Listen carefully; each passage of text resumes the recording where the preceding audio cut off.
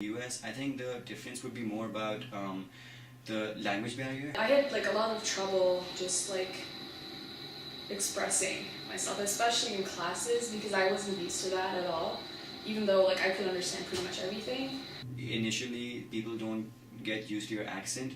It's a bit irritating, but then you get used to it, and then I guess you get the accent also. And yeah, the language barrier was one of the more important obstacles, I guess. I use more like the British English vocabulary, and so there's some words that are different, and there's some words that I was aware it was different. Like for example, eraser and rubber. Like you guys say eraser, I would say rubber, but then they're like, oh, rubber's a condom, you should never say that. Don't ever say that there. I was like, okay, noted. Just writing papers or just like speaking like out in class, which is still a challenge for me sometimes. I remember I had this one paper which was just like 3 pages long, and I think it was our first paper, and it was due on the day of like the serenading, and I remember just like sitting in the library just trying to type up the paper, and I had spent like 10 hours on it already, and I just couldn't finish it well, and like I watched other people just serenading outside the window. I'm not a very like outgoing person per se, like not even at home. So I was very lucky in that sense. And like when I talked to like my friends about this, they said that like they all thought that I was like incredibly shy, which I wasn't. I just couldn't really talk to anyone.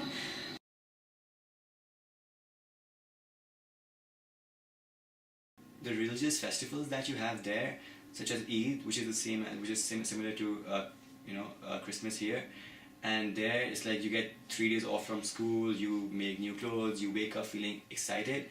But here you wake up at 9 a.m. and you just go to class, and you come back and it's like the day didn't hold any special meaning for you. So that's one thing I miss a lot about Pakistan. Oh, and the warm weather and the food. I miss the food.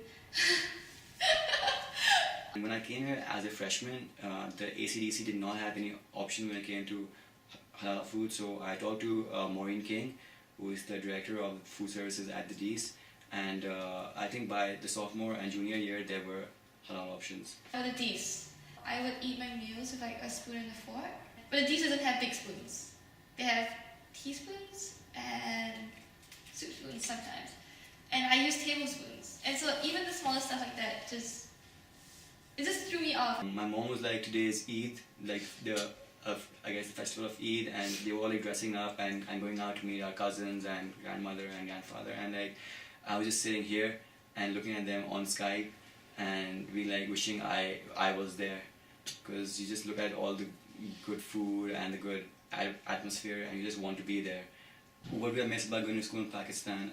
I would say it would have to be definitely being with friends who have the same culture, and in the end they share the same values and the same jokes, the same language, so you feel more comfortable going to a place where you are one of the crowd, as compared to Vassar, where initially you were like out of the crowd, so and you tend to like stand out being an international student. But definitely I guess going to school in Pakistan, the friends and the jokes and the good times.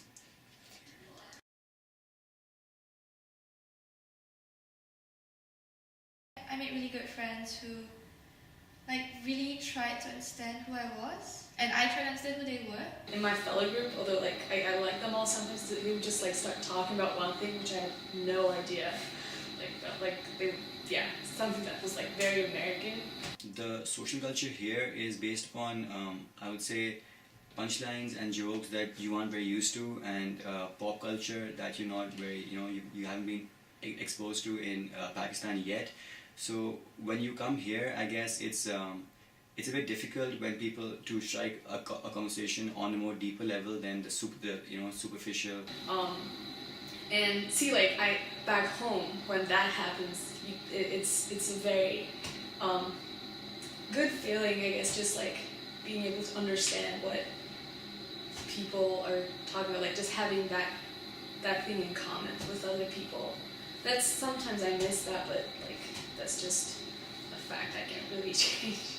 Coming from them, I could take questions like, oh, where are you from? Why do you speak like that? Why do you eat this?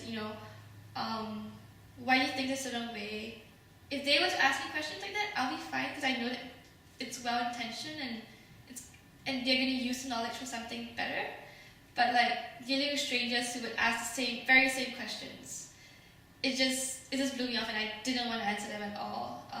So friends were a huge part of the experience of like getting used to Vassar. It's a bit awkward at first, but then you find your own space. You tend to find friends who share things common with you, and then you have fun.